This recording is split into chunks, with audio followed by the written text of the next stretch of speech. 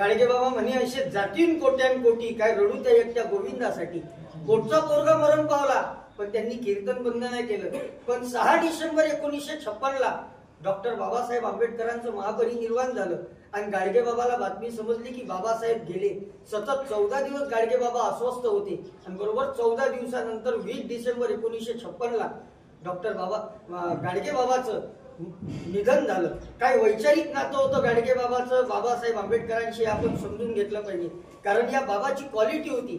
या गाडगे बाबाच्या निधनाची बातमी तुकडोजी महाराजाला कळली भुसावळमध्ये.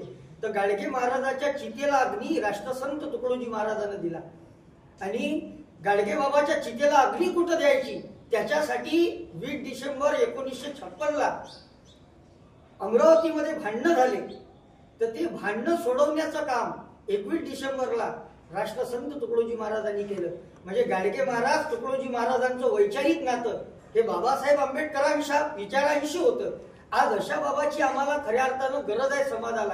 परंतु अलीकडल्या काळात मी रोज कार्यक्रमातून सांगतो आता कसे बाबा निर्माण होऊन राहिले म्हणजे पहिले अगरबत्ती नंतर जबरदस्ती. म्हणजे असे बाबा जास्त वाढल्यामुळं खऱ्या बाबापासून आपण दूर गेलो आणि म्हणून हे खरे महापुरुष आमच्या डोक्यात जावे त्याच्याकरता बालटीचा उपक्रम आहे स्मृती पर्वाचा. हे स्मृती पर्व मनोरंजनासाठी नाही आहे, हे परिवर्तनासाठी आहे. का या स्मृती पर्वाच्या माध्यमातून या महापुरुषांचा विचार विद्यार्थ्यांपर्यंत पोहोचला पाहिजे. विद्यार्थी महापुरुषांच्या विचारांकडे वळले पाहिजे, चांगल्या विचाराच्या सहवासात आले पाहिजे. कारण सहवास माणसाच्या जीवनात महत्वाचा असते, संगत माणसाच्या जीवनात महत्वाची असते. जसं उदाहरण शेंगदाणे चिरंजी सोबत जर खाल्ले तर त्याचा प्रसाद होते, बरोबर. शेंगदाणे चिरंजी सोबत जर खाल्ले तर त्याचा प्रसाद होते आणि ते शेंगदाणे जर दारू सोबत जर खाल्ले तर त्याचा चपला होतो. शेंगदाणे तेच आहे, संगत बदलली. असं माणसाच्या जीवनात संगतीचा परिणाम होते, सहवासाचा परिणाम होते. आपण कोणत्या सहवासात राहतो, कोणत्या विचारामध्ये आपण राहतो याचा परिणाम माणसाच्या जीवनात होत असते. लक्षात घ्या. जसं आता आम्ही कार्यक्रम करणारे लोक आहोत, जरी मी बार्टीमध्ये काम करतो प्रकल्प अधिकारी म्हणून, परंतु माझा जास्तीत जास्त वेळ हा मॅडम ग्रामीण भागात जातो कार्यक्रमात. आता काल रात्री माझा कार्यक्रम होता भजेपार गोंडी टोला नावाच्या गावात बिरसा मुंडा जयंतीच्या निमित्तानं. परवाच्या दिवशी मी आमगावच्या समोर होतो गोंदिया जिल्ह्यात, ठाणा म्हणून गाव आहे. तर आम्ही जेव्हा रात्री झोपतो तेव्हा आमच्या डोक्यातही विचार हेच असते की उद्या आपल्याला काम आणता येईल. म्हणजे आम्ही विचार माणसाच्या डोक्यात असे चालू असतात. तर विचारात जर माणूस जर राहिला, जशा म्हणजे संगतीत जसा सहवासात माणूस राहते तसा तो माणूस बनत जाते. तेव्हा माझी विद्यार्थी मित्रांना प्रार्थना आहे, आता आपण सर्व तरुण मित्र मंडळी आहे आणि तरुणच या देशाचा आधारस्तंभ आहे. हा देश 65% तरुणांचा देश आहे. जगात एवढे तरुण कोणत्याच देशाजवळ नाही, सर्वात जास्त तरुण आमच्याच देशात आहे. पण तरी भारत मागं पाहून आहे.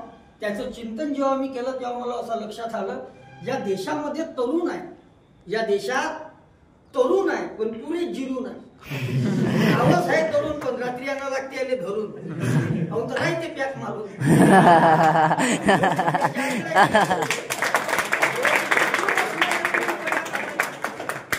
हा त्या तरुणाचा देश आहे.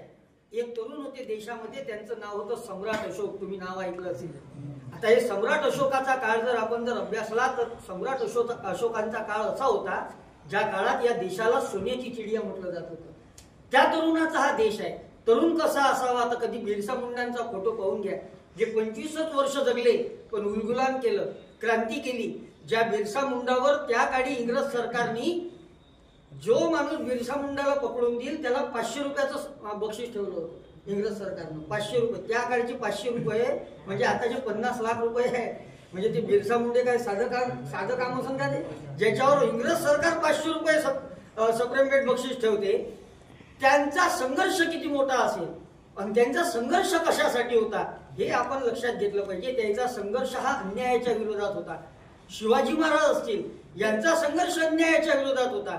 आणि आताही जो अन्याय आमच्यावर चालू आहे, जो आम्हाला हक्क आपल्या अधिकारापासून वंचित ठेवण्याचं काम जे तथाकथित काही लोक करत आहेत, हे आपण ओळखणं अतिशय महत्वाचं आहे. मग या अन्यायासोबत आपण संघर्ष कसा करू शकतो तर याच्यासाठी एक उपाय आपल्याला बाबासाहेब आंबेडकरांनी प्रत्येकाजवळ आपल्याला दिलाय. त्याचं नाव आहे शिक्षण. आपल्याला त्यासाठी शिकावं लागेल आणि शिक्षण घेऊन फक्त स्वतः करताच जगावं नाही लागत, तर त्या शिक्षणाचा उपयोग लोकांसाठी करावा लागेल. आपल्या ज्ञानाचा उपयोग लोकांसाठी झाला पाहिजे. आपल्यामुळे इतरत्र लोक तयार झाले पाहिजे. जसं मी नेहमी वाळके सरांना, वाळके सर बसलेले आहे, सर सहाय्यक मला वाटते आयुक्त या पदावरून सर रिटायर्ड झाले. सहाय्यक आयुक्त पद म्हणजे क्लास 1 ऑफिसर.